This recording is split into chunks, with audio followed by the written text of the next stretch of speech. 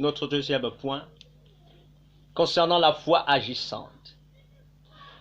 La foi agissante ne peut pas être dissociée des œuvres. La foi agissante ne peut pas être dissociée des œuvres. Ils travaillent ensemble. Selon les versets 17, verset 20, donc du verset 17 au verset 20, et ensuite nous allons ajouter le verset 26. Donc, la foi agissante ne peut pas être dissociée des œuvres. Pourquoi? Premièrement, si elle est dissociée des œuvres, elle reste morte. Si la foi agissante est dissociée des œuvres, elle reste morte. Tu peux avoir la foi, mais s'il n'y a pas des œuvres, ta foi reste morte. Mais souvenez-vous, nous sommes sauvés par la grâce, par le moyen de la foi, ok? Pas par les œuvres, afin que personne ne se glorifie. Et s'il n'y a pas question d'être sauvé par les œuvres, ok, pour rentrer dans le royaume de Dieu, non. Ici, il est question de quelqu'un qui est sauvé par la foi en Christ Jésus, comme nous l'avons vu dans Romains, mais qui ne doit pas se contenter de cet état, qui doit manifester sa foi par les œuvres, parce que les hommes veulent voir. Est-ce que tu es un homme de foi, tu es une femme de foi? Tu déclares simplement des bonnes paroles, mais qu'est-ce que tu fais sur le terrain? La foi agissante agit, est en mouvement, est en action. Quelles sont ces actions? Si elle est dissociée des œuvres, elle est morte. Pourquoi elle est morte? Parce que Jacques va dire au verset 17, ce qui suit. Il en est ainsi de la foi, si elle n'a pas les œuvres, elle est morte en elle-même. Mais quelqu'un dira, toi, tu as la foi et moi, j'ai les œuvres. Montre-moi ta foi sans les œuvres et moi, je te montrerai ma foi par mes œuvres. Tu crois qu'il y a un seul Dieu? Tu fais bien, les démons le croient aussi et ils tremblent. Veux-tu savoir, ô homme vain, que la foi sans les œuvres est inutile? Et on ajoute le verset 26. Comme le corps sans âme est mort, de même la foi sans les œuvres est morte. Si la foi est dissociée des œuvres, elle reste morte. Versets 17 et 26 nous le dit. Elle reste morte. Ça veut dire qu'elle n'est pas vivante. Tu peux avoir la foi, mais si tu n'agis pas, tu ne fais pas de bien, tu ne fais rien, tu es sur place, tu peux déclarer des bonnes choses, tu peux lire la parole de Dieu, tu peux être un homme de prière, tu peux être un homme, Dieu exauce une femme, donc Dieu exauce les prières, mais si tu n'es pas en action, ta foi, elle est morte, parce que le Seigneur de gloire est venu nous démontrer sa foi. C'est une foi agissante. Il allait guérir les malades, il prêchait la bonne nouvelle, certes, oui, mais il opérait des miracles, des prodiges, il nourrissait des peuples. Sa foi était une foi agissante, accompagnée des œuvres. Il faisait du bien. Il faut que nous changions notre méthode. Tu dis que tu aimes le frère, tu aimes la sœur, mais tu n'appelles pas ton frère, tu n'appelles pas ta sœur, tu n'envoies même pas un message, un texto, tu ne fais rien de tout cela. Et quand tu rencontres le frère, tu rencontres la sœur, tu lui dis, ah, je suis content de te voir, je suis heureux de te voir. Non, ça c'est une foi sans les œuvres, c'est simplement des bonnes paroles. Il faut prouver ton amour. La Bible dit, aime ton prochain comme toi-même. Présente ton amour. Tu dois déclarer, oui, mais il faut agir, faire du bien. Quels sont les actes qui accompagnent ta foi? Si la foi est dissociée des œuvres, elle ne peut pas être démontrée. S'il n'y a pas d'œuvre pour démontrer ta foi, qui saura que tu as la foi? Parce que c'est dans ton cœur, c'est spirituel, c'est à l'intérieur. Mais pour qu'on sache que tu es un homme, une femme de foi, il faut que tu le démontres. Mais comment le démontrer? en faisant du bien. Il y a des œuvres que Dieu a préparées pour chaque enfant de Dieu afin que nous puissions les accomplir. Nous ne les accomplissons pas pour être sauvés, nous les accomplissons pour vivre notre état. État de quoi? De foi. État de quoi? D'enfant de Dieu. Un enfant de Dieu fait la volonté de son Père. C'est ce que Jésus est venu faire. Il est venu accomplir la volonté de son Père. Ça veut dire qu'il y avait déjà des œuvres que le Père avait préparées et lui devait simplement suivre le chemin, la voie du Père. Il faisait ce que le Père faisait. Est-ce que nous faisons ce que le Maître fait? Est-ce que nous le faisons? La foi sans les œuvres est une foi qui ne peut se démontrer. Démontre ta foi en faisant tes œuvres. Pas pour être sauvé, non. Pour exprimer, manifester ta chrétienté. Et enfin, pour ce deuxième point, si elle est dissociée des œuvres, elle est inutile. Tu as la foi, tu as la foi, tu as la foi. Tu dis que tu as la foi, tu as la foi, tu as la foi. Mais s'il n'y a pas des œuvres pour accompagner ta foi est inutile. Ça veut dire qu'elle ne sert pas, elle ne contribue pas à l'avancement du royaume de Dieu. Pour que ta foi contribue à l'avancement du royaume de Dieu, il faut que ta foi soit agissante. Elle doit être accompagnée par des œuvres. Alors, le monde verra et le monde témoignera de même que celui-ci, celle-ci, est vraiment un enfant de Dieu. Mais nous pouvons déclarer et chanter la foi, mais si elle n'est pas vécue de manière pratique, elle est inutile. Ça veut dire qu'elle ne servira pas aux autres. Pour que ta foi serve à l'autre, à ton prochain, à ton frère, à ta sœur, il faut qu'elle soit en mouvement. Il faut qu'elle produise des actions. Les actes doivent être posés, des actes concrets. Pas les actes de celui qui demande toujours, La foi ne demande pas toujours. Je ne dis pas qu'on ne demande plus. Si, on peut demander, mais la foi ne demande pas toujours. La foi donne, la foi fait quelque chose, la foi agit, la foi pose des actes. La foi ne parle pas beaucoup. La foi agit beaucoup.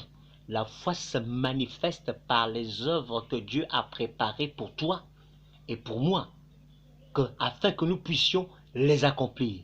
Il n'y a que toi pour accomplir des actes que Dieu a programmés par rapport à ta foi en lui. Si tu ne produis pas ces actes sur le terrain, alors ta foi est inutile. Inutile. Quels sont ces actes? Ces actes sont nombreux. En temps de confinement, pour ceux qui ne peuvent aller nulle part, tu peux appeler, c'est quelque chose. Tu peux envoyer du crédit, c'est quelque chose. Tu peux envoyer de l'argent par les moyens dont tu connais, c'est quelque chose. Tu peux prier pour un frère, pour une sœur, c'est quelque chose. Et maintenant, quand tu es en situation de liberté, que tu peux te déplacer, tu peux prêcher la bonne nouvelle, tu peux faire du bien en donnant ceci ou cela à qui que ce soit, selon leurs besoins. Tu peux inviter les autres, pas ceux qui ont la possibilité de te le rendre, mais ceux qui sont incapables de te rendre quoi que ce soit. C'est ceux-là dont tu dois faire du bien. Fais du bien à ceux qui seront incapables de te le rendre demain. Fais du bien aux pauvres, il y en a tellement. Fais du bien à ceux qui sont dans le besoin réel, pas celui qui est comblé et qui n'est même pas dans le besoin. Fais du bien également selon l'inspiration du Saint-Esprit. Il peut arriver que le Saint-Esprit mette une pensée claire et nette en toi. Exécute. Et quand tu exécutes la volonté de Dieu, tu combles le besoin selon le temps T du Saint-Esprit. Et ça aussi c'est important. Et parfois nous désobéissons. Le Saint-Esprit nous dit de faire ceci, de faire cela. Nous ne le faisons pas et nous ratons les grâces. Nous ratons des bénédictions. Nous ratons des faveurs. Nous ratons des occasions de manifester notre foi par des bonnes œuvres. Nous allons terminer avec le troisième point, par la grâce de Dieu. La foi agissante se vit. Elle se vit, la foi agissante. Elle se vit. Selon toujours Jacques, où nous sommes, du verset 21 au verset 25. Elle se vit, la foi agissante. Premièrement, elle se vit dans les temps d'épreuve. Elle se vit dans les temps d'épreuve. Il est dit qu'Abraham, dans le verset 21, Abraham, il fut justifié par les œuvres lorsqu'il offrit son fils Isaac sur l'autel. C'est une épreuve pour Abraham. Il y a aussi Rahab qui a caché les espions. C'est une épreuve pour elle. On pouvait l'attraper et elle pouvait mourir. C'était assez risque et péril. Abraham n'avait que son seul fils, l'unique, le choisi. C'est vrai qu'il avait l'autre. Mais Isaac était le fils de la promesse.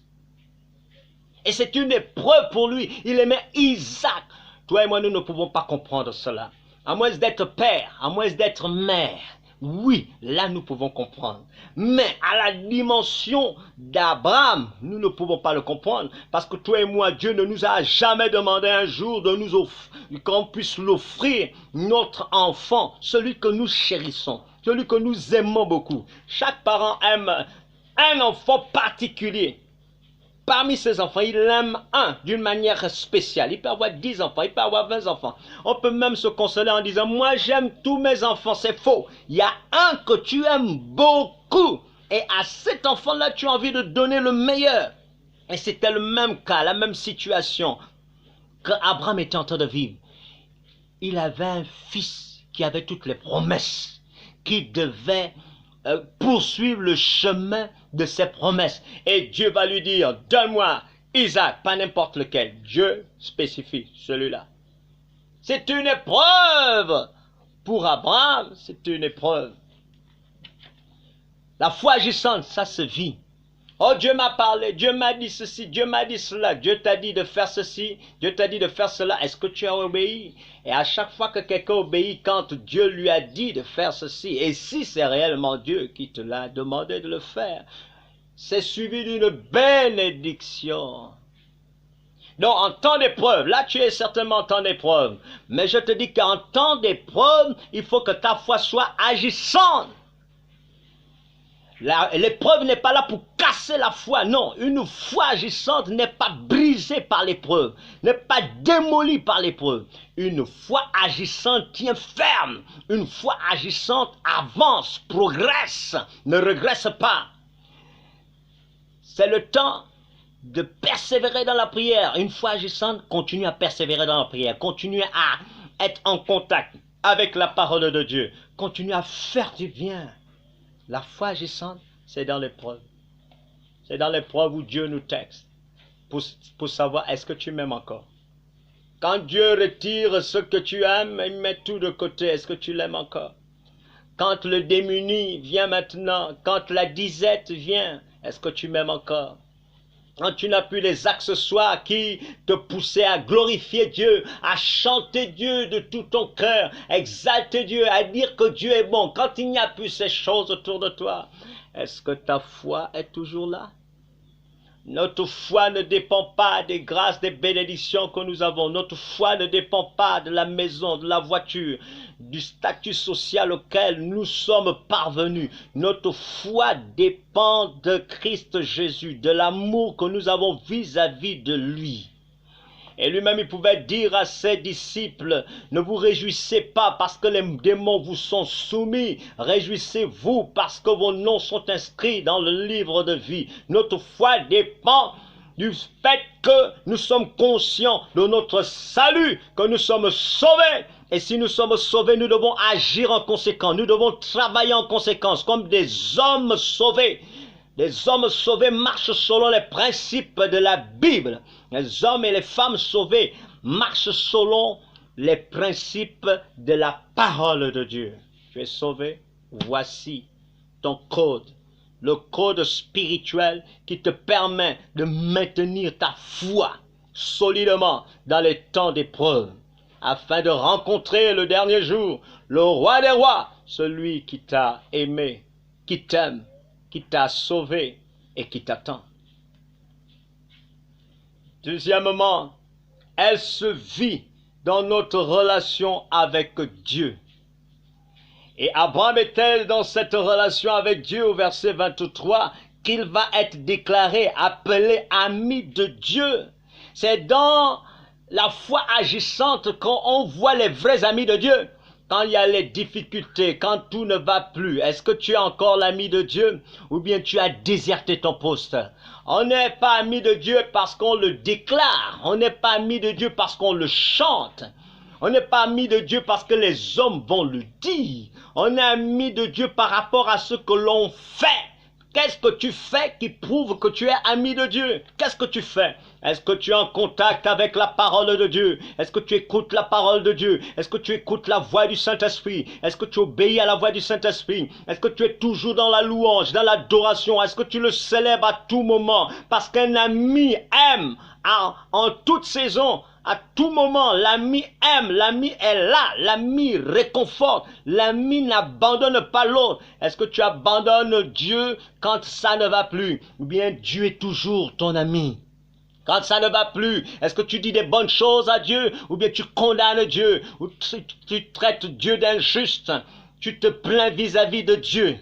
Quand ça ne va plus, est-ce que tu es toujours là, au chevet, je vais dire au pied du Maître, te délectant de sa précieuse parole, recherchant toujours sa volonté, l'aimant plus que toute autre chose? Est-ce que tu le fais? Est-ce que je le fais? Est-ce que je suis ami de Dieu? C'est pas simplement le dire, il faut le vivre. L'ami reste dans l'intimité. L'ami parle constamment avec son ami. Est-ce que nous parlons toujours avec notre ami, Yeshua, le Messie? Est-ce que nous parlons toujours avec le roi de gloire? Est-ce que nous lui adressons toujours la parole quand nous souffrons dans notre corps, quand nous sommes en difficulté, quand l'argent n'est pas là, quand la situation devient très serrée? Est-ce que nous dialoguons avec notre ami ou bien nous disons à notre ami, reste d'abord à côté, parce que là ça ne va pas? Non, nous ne devons pas mettre le roi de gloire à côté. Nous devons le mettre avec nous. Il doit être toujours avec nous. Parce que c'est notre ami. Elle se vit dans le maintien de l'équilibre, la foi agissante. Et nous terminons avec cela. Selon le verset 24 qui dit quelque chose. Vous voyez que l'homme est justifié par les œuvres et non par la foi seulement. On a dit la foi seulement. La foi n'est pas exclue. La foi est à l'intérieur, mais il faut les œuvres. Et c'est ce qui met l'équilibre. Si quelqu'un fait simplement des œuvres et n'a pas la foi selon Romains dont nous avons lu, Romains le chapitre 10, à partir du verset 6 jusqu'au verset 17. S'il n'est pas dans ce principe de foi, il est simplement un religieux. C'est quelqu'un qui sait faire, c'est un donateur. Il sait faire des dons, mais il n'a pas la foi. Il y a des gens qui savent faire des dons, qui savent donner aux autres. Ils savent donner de l'argent, ils savent donner des biens, ils savent donner beaucoup de choses. Mais ils le font sans la foi en Christ. Et ceux qui sont dans cette catégorie-là, oh, ils n'ont pas la foi agissante. Il y a d'autres qui ont la foi. Ah, ils vivent la foi.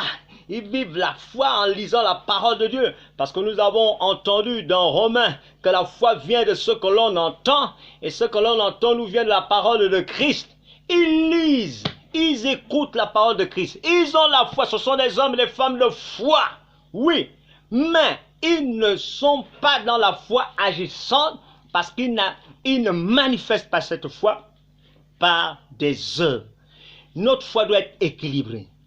On a la foi en Christ, mais on a aussi les œuvres, c'est-à-dire nous devons faire quelque chose, nous devons agir. Et quand il y a cet équilibre-là, nous avons ce qu'on appelle la foi agissante, la foi holistique, la foi vivante, la foi qui est utile, une foi qui n'est pas morte. Par la grâce de Dieu,